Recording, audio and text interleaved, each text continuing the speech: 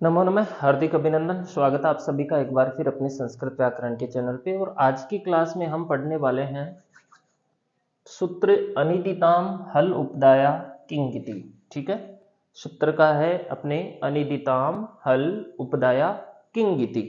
ठीक है, उसके बाद में इसकी वृत्ति यहाँ पे हलंतानाम अनिदिताम अंगानाम उपदाया नश्य लोपः किति नीति। थोड़ा सा यहाँ पे डिफिकल्ट सूत्र है, समझने में यहाँ पे दिक्कत हो सकती है, फिर भी मैं कोशिश करूंगा आपको इजी वे में इसको समझाने की। यहाँ पे जो इसके उदाहरण बनेंगे, जो यहाँ पे सिद्धियां बनने वाली इसकी प्रांग और प्रांचौ प्रांच है, इस तरह से इसकी सिद्धियां बनेगी प्रथमा विभक्ति में। प्रांग प्रांचौ प्रांच है और इन्हीं सिद्धियों में ये सूत्र काम में आएगा, आगे भी आएगा, लेकिन इस सूत्र की सिद्धियां यही है। ठीक है, यहाँ पे पदच्छेद करने की यहाँ पे आवश्यकता नहीं है, अलग अलग पदच्छेद इसके पहले से ही हो रखे हैं। एक लास्ट में जो है किंगिति एक वर्ड यहाँ पे आया हुआ है, इसको हम एक बार समझ लेते हैं। किंगिति, ठीक है, किंगिति का जब हम पदच्छेद करते हैं तो इसका मतलब होता है किति नीति। ठीक है, किति नीति। ठीक है, इसका मतलब हुआ क और न इत संज्ञा, ऐसा शब्द जिसमें क की और न की इत संज्ञा हो चुकी है उसे किंगिति कहते हैं। तो ये तो अपने को समझ में आ गया कि ये इसकी शर्त है, सप्तमी के एकवचन में बनी है और ये कहता है कि मैं उस जगह काम करूंगा जहां पे क की और न की इत संज्ञा हो चुकी है, या तो क की या फिर न की, इन दोनों में से एक की इत संज्ञा वहां पे होनी चाहिए, तभी मैं काम करूंगा। काम सूत्र के अंदर कुछ भी नहीं दे रखा, ये क्या काम करेगा। एक यहाँ पे है अनिदिताम, एक शब्द यहाँ पे अनिदिताम। ठीक है, अनिदिताम का मतलब हुआ अन इत आम, इस तरह से। ठीक है, अन इत आम, अन इत का मतलब ऐसा शब्द जिसमें इत संज्ञा नहीं हुई हो उसे कहेंगे अनिदिताम। न इत आम इति अनिदिताम।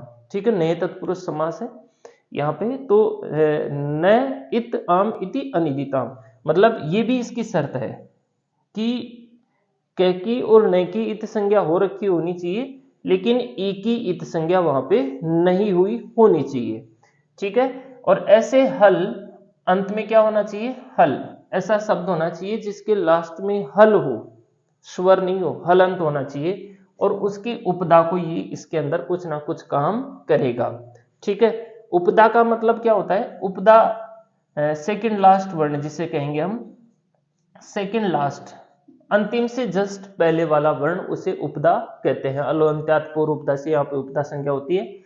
तो अब यहाँ पे हम इसकी वृत्ति का यहाँ पे अर्थ करते हैं जिससे अपने को अच्छे से ये अपने को समझ में आ जाएगा। ठीक है, हलंता नाम, ऐसा शब्द, ऐसा हलंत शब्द, क्या कह रहा है, हलंता नाम। ये भी इसकी शर्त है कि ऐसे शब्दों में ही मैं काम करूंगा जो हलंत हो, पहली कंडीशन। दूसरा, इसकी दूसरी कंडीशन है अनिदिताम, ऐसा हलंत शब्द जो इत संज्ञक न हो। ठीक है, ऐसा हलंत शब्द जो इत संज्ञक न हो।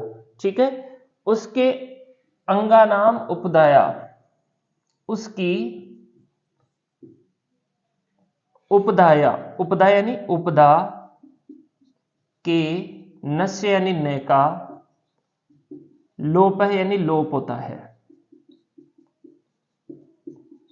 किति और नीति परे। ये मैंने आपको पहले ही समझा दिया, किति नीति का मतलब क्या होता है, या नीचे भी लिखे हुए कि कित की या फिर न की इत संज्ञा वहां पे हो रखी होनी चाहिए। तो सीधा सा मतलब है इस सूत्र का, कार्य क्या करता है ये सूत्र, उपदा में स्थित न का लोप, ये कार्य इसका कि अगर कोई शब्द के अंदर उपदा में न है तो उसका मैं लोप करूंगा। शर्तें बहुत ज्यादा है इसकी, शर्तें हमें याद रखनी पड़ेगी कि एक तो हलंत शब्द होना चाहिए, वो कौन सा शब्द होना चाहिए, हलंत शब्द होना चाहिए। अभी हम हलंत प्रकरण ही पढ़ रहे हैं तो सारे शब्द हलंत ही आएंगे, लेकिन उपदा में न भी होना चाहिए। ठीक है, अनिदित होना चाहिए। अनिदित के मतलब इत संज्ञा नहीं हुई हो, इत संज्ञा न हो। कई सारे शब्द होते हैं जिनके अंदर इत संज्ञाएं होती है, जैसे कि हम अगर यहाँ पे बात करें, एक वदी धातु होती है जिसमें इत की इत संज्ञा हो जाती है और वद शेष बचता है। ठीक है, इस हिसाब से ये कहता है कि ऐसा कोई शब्द नहीं होना चाहिए जिसमें ऑलरेडी इत की संज्ञा इत संज्ञा हो चुकी हो। तो हलंत होना चाहिए, अनिदित होना चाहिए और क या न इत संज्ञा को, क की या फिर न की इत संज्ञा हो, तो वहां पर ये न का लोप करेगा। एक बार और अच्छे से समझ लेते हैं, थोड़ी सी ज्यादा इसके पास शर्तें ज्यादा है, काम छोटा सा है लेकिन शर्त बहुत ज्यादा है। अनिदिताम का मतलब हो गया कि इत संज्ञा नहीं हुई हो। ठीक है, हल का मतलब हो गया हलंत शब्द होना चाहिए, उपदा के अंदर जो न होगा, ठीक है, उसका ये लोप करता है। और किति नीति का मतलब हो गया क की और न की इत संज्ञा हो रखी होनी चाहिए। ये इसकी वृत्ति है। हलंतानाम अनिदितानाम अंगानाम उपदायाः नश्य लोप है किति नीति। हलंत शब्द के अनिदित यानी अइत संज्ञक की उपदा के न का लोप ये करता है किति और नीति परे। ठीक है, अब इसमें क्या होता है, जैसे अपनी ये सिद्धि बनती है प्रांग। प्रांग सिद्धि अगर हम यहाँ पे बात करते हैं, एक बार मैं आपको इजी वे में इसको समझा देता हूं कि प्रांग क्या चीज है, प्रांग कैसे बनता है। ठीक है, प्र उपसर्ग होता है इसमें और अंश धातु होती है। प्र उपसर्ग पूर्वक अंश धातु होती है, इन दोनों को मिलाकर के शब्द बनाया जाता है। तो शब्द क्या बनता है, प्रांच। इस तरह से शब्द इसको आपस में मिलाने से जो शब्द रूप बनेगा वो बनेगा प्रांच शब्द रूप बनता है। कैसे बनता है, प्र उपसर्ग पूर्वक अंश धातु होती है, इसके अंदर क्विन प्रत्यय होता है। कौन सा प्रत्यय होता है, क्विन प्रत्यय, है ना। कौन से सूत्र से यहाँ पे क्विन प्रत्यय होता है, हमने एक सूत्र पढ़ा था, ऋत्विक दद्रिक उसनिक अंशु युजी क्रुंच, ऐसा कुछ एक सूत्र था, उस सूत्र से हम यहाँ पे क्विन प्रत्यय करते हैं। तो क्विन प्रत्यय का क्या हो जाता है, सर्वापहारी लोप हो जाता है। जो ऋत्विक दद्रिक उसनिक अंशु युजी क्रुंचाम से जो सूत्र हमने पढ़ा था, उस सूत्र के अंदर अंश धातु भी आई थी कि मैं अंश धातुओं में भी क्विन प्रत्यय करूंगा।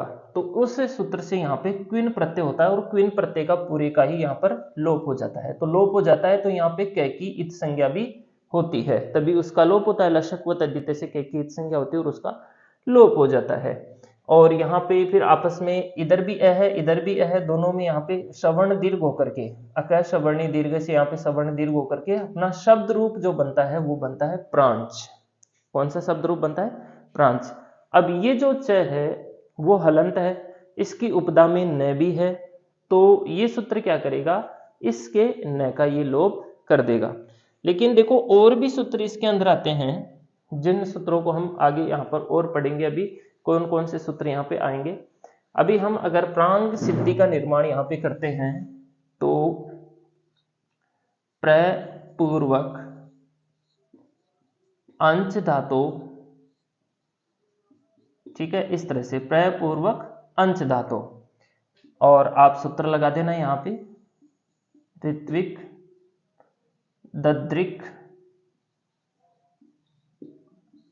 उसनिक अंशु युजी क्रुंचाम से, इस सूत्र को आप पूरा लिख लेना। इत्यादि ना सूत्रेन